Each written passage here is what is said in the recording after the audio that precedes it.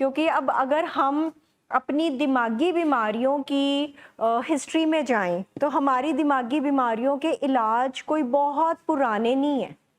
आज से कुछ 30, 40, 50 साल पहले ही हमारी दिमागी बीमारियों को बीमारी ही नहीं माना जाता था। उनके साथ बहुत तरह के सुपरस्टिशंस, अंधविश्वास जुड़े हुए थे। इन बीमारियों को कहीं ना कहीं एक अभिशाप माना जाता था। क्योंकि रीज़न क्या था, ये बीमारियों को क्यों अभिशाप माना जाता था? क्योंकि इनके इलाज नहीं थे, तब इनके डॉक्टर नहीं थे, दवाइयाँ नहीं थी। इसलिए जो हमारे, अब हम यहाँ बैठ के हर रोज़ क्या सीखते हैं? चलो हम अपनी बीमारी के बारे में क्या सीखते हैं कि ये एक दिमाग की बीमारी है, दिमाग का केमिकल इम्बैलेंस है। तो जो केमिकल इम्बैलेंस है वो दवाइयों से ही ठीक होना है। पर आज से 30, 40, 50 साल पहले वो दवाइयाँ ही नहीं बनी थी जिन्होंने इस केमिकल इम्बैलेंस को ठीक करना था।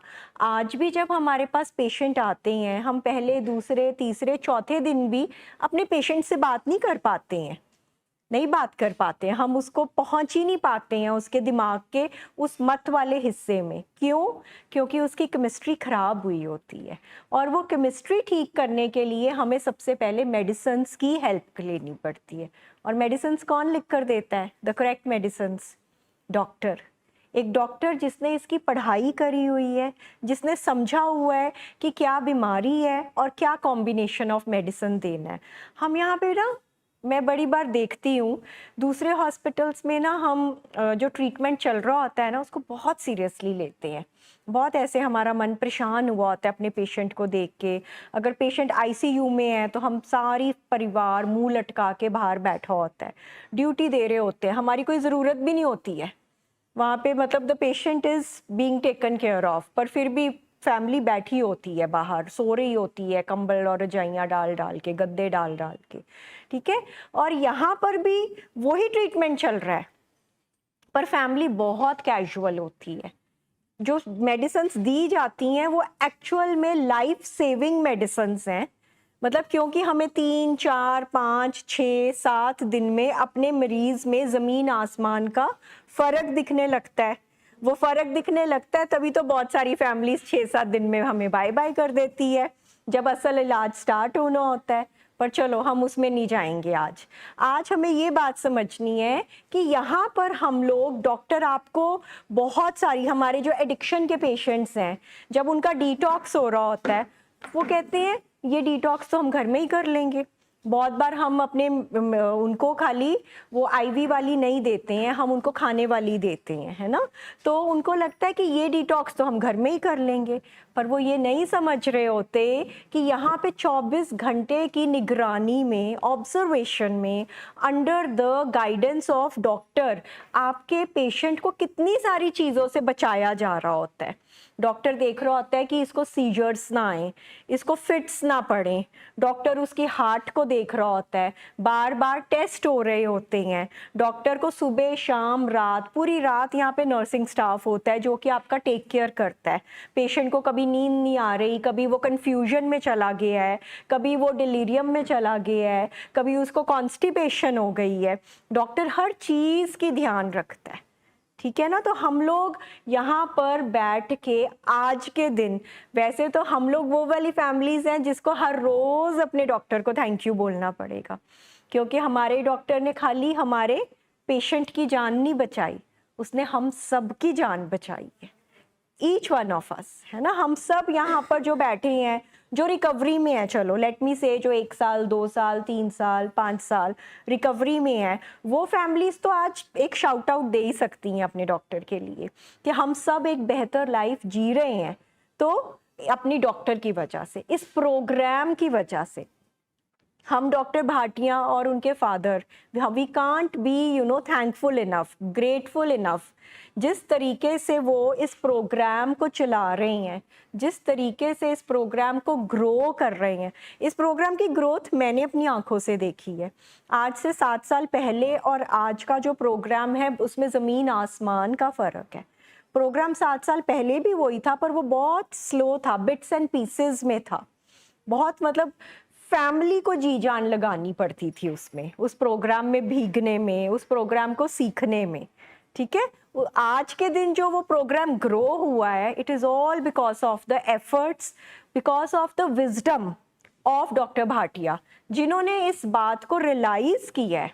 उनके पास 37 इयर्स का एक्सपीरियंस है of treating addiction and psychiatric illnesses, और उन्होंने इस बात को अपनी रिसर्च में अपने समराइज करके आज हमें एक ब्यूटीफुल, बड़ा कंसाइज एक फैमिली प्रोग्राम दिया है, ठीक है, जिसमें उन्होंने हर चीज़ को ना स्किल्स एक लेमैन की लैंग्वेज में कर दी है। और यहाँ पर सबसे ज़्यादा जोर फैमिली पे लगाया जाता है, ठीक है ना। अगर फैमिली पे हम वर्क नहीं करेंगे, सर को समझ आ गया है, it is a family disease, it is a family disease. खाली पेशेंट पे वर्क करके लॉन्ग लास्टिंग रिजल्ट्स नहीं मिलेंगे। पेशेंट पे वर्क करके शायद वो जब तक पेशेंट आपके साथ है आपको लगेगा वो ठीक हो गया है, पर फैमिली जिसमें जाके उसने बसना है, अगर वो ठीक नहीं हुई है तो पेशेंट लॉन्ग लास्टिंग नहीं रहेगा। क्यों? क्योंकि बीमारी हमारी क्रॉनिक है, बीमारी हमारी प्रोग्रेसिव है। बीमारी ने जब अटैक करना है तब सबसे पहले किसने उस अटैक को पहचानना है? पेशेंट नहीं पहचान पाएगा, पेशेंट नहीं पहचान पाएगा, तब फैमिली का रोल आएगा। और फैमिली नहीं सीखी होएगी तो फिर पेशेंट बहुत बुरी तरह गिरेगा। अच्छा, ये भी मैं अपने एक्सपीरियंस से कहती हूँ कि गिरना भी निश्चित है, मतलब गिरना भी निश्चित है। अगर मैं अपना एक्सपीरियंस बोलूं तो हमने फर्स्ट हमारा रिलैप्स 1.5 साल के बाद हुआ था। तो जब 1.5 साल तक ना मेरे में तो टर्मिनल यूनिकनेस आ गई थी कि हम डिफरेंट फैमिली हैं, हम तो इतना अच्छा कर रहे हैं, हम कभी नहीं गिरेंगे। पर फिर 1 साल 3 या 4 महीने के बाद मुझे वो लक्षण दिखने शुरू हो गए, अपने अंदर भी और अपने पेशेंट के अंदर भी। और चलो मैम, जैसे सिम्टम्स वही सेम होते हैं। हमारा पेशेंट कंप्लायंस से डिसोबीडियंस में आना शुरू हो जाता है, छोटे छोटे वो चैलेंजेस करने लगता है बातों को, जो इससे पहले वो कंप्लायंस क्या होता है? अपने प्रोग्राम के प्रोटोकॉल्स को फॉलो करना। और डिसोबीडियंस है, अच्छा दोस्तों के साथ आउटिंग्स बढ़ा ली अपनी, ठीक है, कहीं ना कहीं सीक्रेट लाइफ फिर से स्टार्ट हो गई, कहीं ना कहीं हमारे से डिस्कनेक्ट होके आइसोलेशन में जाना शुरू कर दिया। अच्छा, मैं बहुत एक छोटा सा है, पेशेंट को घर का खाना पसंद होना बंद हो जाता है। मतलब अगर मैं अपने पेशेंट में देखूं, ये बहुत मेजर सिम्टम है। जब वो रिकवरी में होता है ना, वो घर का सिंपल खाना भी इंजॉय करके खाता है हमारे साथ बैठ के। और जैसे जैसे वो रिलैप्स की तरफ जाता है, उसका जंक फूड हमारे पेशेंट नॉर्मल में खाते ही हैं। आई वुड नॉट से कि आपका पेशेंट संत बन जाएगा, नहीं बनेगा। अब कहीं से तो डोपामीन स्पाइक लेगा ही ना, इतना नहीं हम कर सकते। पर एक वो जो फैमिली रहती है ना, एक अननेचुरल सा वो जो होता है वो दिखना शुरू हो जाता है।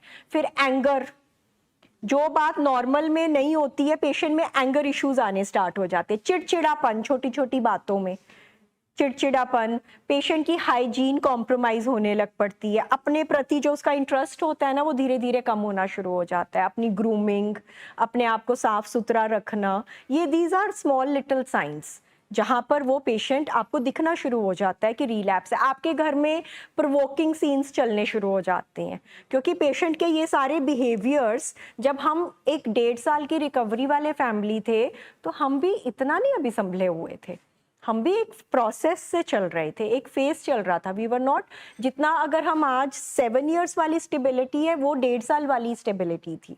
तो फिर आपके प्रोवोकिंग सीन्स चल पड़ते हैं, क्योंकि जब पेशेंट ये सारे बिहेवियर्स डिस्प्ले करता है तो आपके अंदर भी कहीं ना कहीं प्रोवोकिंग क्यों आती है? फियर की वजह से, इनसिक्योरिटी की वजह से।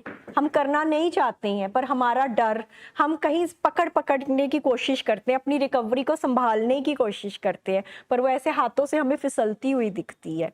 आई स्टिल रिमेंबर, जब हम दिख रहा था मुझे, तो फिर मैंने कि कौन मेरे रेस्क्यू के लिए आया? मेरे डॉक्टर, है ना। आपको ये बातें जाके अपने डॉक्टर से शेयर करनी है, अपने काउंसलर से शेयर करनी है। अल्टीमेटली फाइनली सर सेड कि अब होने दो, रिलैप्स होने दो, संभाल लेंगे, ठीक है ना। जब आपका डॉक्टर आपको ग्रीन सिग्नल देता है, कहता है, रीअश्योरेंस देता है कि जो होएगा देखेंगे, तो फिर आप कहते हो ठीक है होने दो। दिख तो रहा ही था, फिर भी आप उसको संभाल रहे थे किसी तरीके, दिल नहीं करता रिलैप्स हुए। पर मेरा ये भी एक्सपीरियंस है कि रिलैप्स हमें ग्रो करवाता है। मेरा पेशेंट ग्रो करता है। मैं अभी कल परसों ही उसको मजाक कर रही थी, हमारा एक रिलैप्स हुआ, उसके बाद फिर 2.5 साल पहले हुआ था, उसमें नशा नहीं था, उसमें खाली थॉट्स की वजह से, रूमिनेशन की वजह से कहीं ना कहीं साइकोसिस आ गया था। वो रिलैप्स हुआ था, फिर अभी हुआ 1-1.5 महीने पहले, उसमें भी नशा नहीं था, उसमें भी कहीं ना कहीं हमारा थॉट प्रोसेस ही खराब हुआ था। तो रिलैप्स के बाद पेशेंट मेरा, क्योंकि रिकवरी में भी बहुत टाइम गुजारता है ना, तो रिकवरी उसकी साथ ही होती है, रिलैप्स उसको फिर से एक अच्छे रास्ते पे ले आता है। तो मैंने उसको मजाक में बोला कि यार हम 2 साल बाद ना एक डिसाइडेड वे से रिलैप्स कर ही लिया करेंगे, तुम भी डिसाइड कर लिया करो, हम भी डिसाइड कर लिया करेंगे और रिलैप्स कर लिया करेंगे। तुम रिलैप्स के बाद बेटर हो जाते हो, तुम ग्रो कर जाते हो। कहता पागल हो क्या आप, क्या बोली जा रहे हो? तो मतलब ये भी हमने सीखना है एक दूसरे के साथ, this is how we learn कि हाँ जी मैम।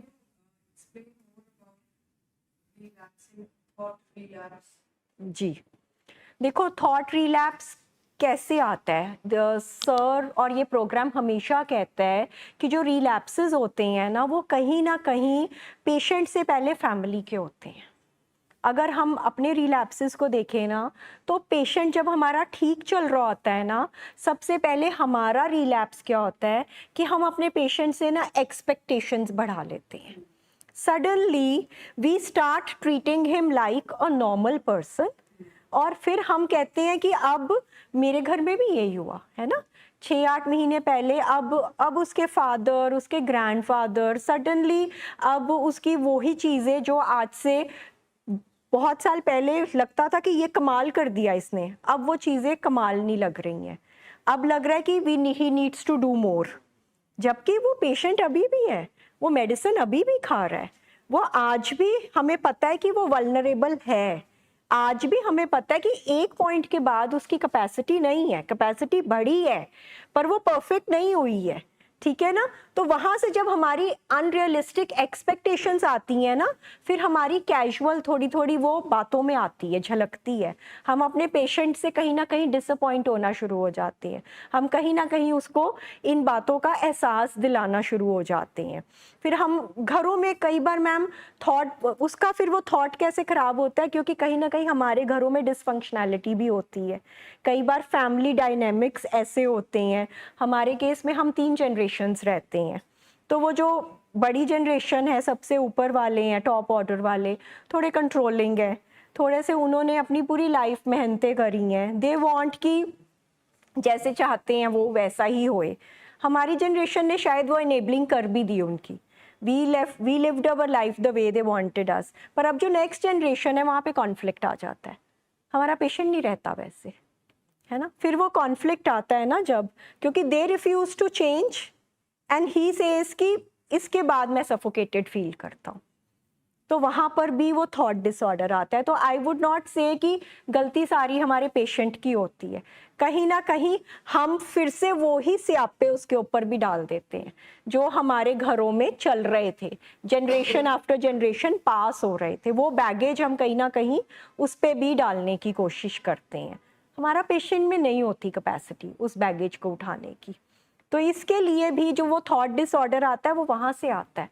पेशेंट में अगर अपनी बात करूं, पेशेंट वहाँ से उसकी इनसिक्योरिटी आती है, क्योंकि उसने अपने पेरेंट्स को भी वो बैगेज उठाए हुए देखा है, तो वो उसके अंदर वो इनसिक्योरिटी आती है कि अब मुझे भी उठाना पड़ेगा। वो कहता है मैं नहीं उठा सकता, और क्योंकि हमारा पेशेंट वल्नरेबल है, हमारा पेशेंट रूमिनेशन में जाने के लिए उसका सिक ब्रेन ऑलवेज रेडी है, फिर वो उसको उस एक रूमिनेशन में लेकर जाता है। एक पॉइंट के बाद हमारे पेशेंट्स की पर्सनैलिटी होती है, मेरे पेशेंट की पर्सनैलिटी है, आप उसको एक पॉइंट के बाद कंट्रोल नहीं कर सकते, you can't tell him what to do and what not to do. आपने उससे जो भी काम करवाना है या नहीं करवाना है, आपको एक तरीका सीखना पड़ेगा उसके आगे अपनी बात रखने, हमेशा। वो रिकवरी में भी है ना, तो भी आप अपना वो तरीका नहीं छोड़ सकते, क्योंकि वो रिकवरी में भी वल्नरेबल हो जाता है। जब उसकी इनसिक्योरिटी आती है तो उसका सिक ब्रेन टेक ओवर कर लेता है, ओवरवेल्म हो जाता है वो। ये बात का हमें हमेशा ध्यान रखना पड़ेगा। हमें अब ये अगर हम नहीं सीखे होंगे तो फिर पेशेंट ने गिरना ही गिरना है। हमारे mechanisms are not Yes. Yes. 80%. Yes, ma'am. Their coping up mechanisms were, his coping up mechanisms were very poor when we started this journey. ठीक है, तभी हम इतना एडिक्शन में गए and so much of other disorders. But हाँ, recovery में आके बहुत सारे स्किल्स आए हैं, बहुत कुछ आया है, आई वुड नॉट से. पर फिर वो एक्सपेक्टेशंस जो होती हैं ना कि अब इसके कोपिंग अप मैकेनिज्म्स मेरे जैसे ही हो जाएं, वहाँ पर प्रॉब्लम आती है. Not accepting your patient the way he or she is. क्योंकि फिर हम कहीं ना कहीं भूल जाते हैं कि बीमारी है. 7 years की रिकवरी तो किसी का भी दिमाग खराब कर सकती है ना. मेरे पेशेंट का डेफिनेटली हो गया था. उसको अब लग रहा था सब कुछ उसे आता है, उसको कहीं ना कहीं ये टर्मिनल यूनिकनेस आ रही थी. और हम एज अ फैमिली ये तो नहीं सोचते थे, पर कहीं ना कहीं अनरियलिस्टिक एक्सपेक्टेशंस की वजह से कहीं ना कहीं अपने डिजीज को फिर डिनाइल में ले रहे थे. आई वुड से दैट कि वो जब अनरियलिस्टिक एक्सपेक्टेशंस सेटअप करने लग पड़े और उसकी वजह से घर में रोज छोटी मोटी नोकझोंक होने लग पड़ी, वो बेनिफिट ऑफ डाउट हम अपने पेशेंट को नहीं दे पा रहे हैं, तो इसका मतलब कहीं ना कहीं वो हो रहा है. हमारा पेशेंट मैम एंटाइटलमेंट भी लेने लगता है.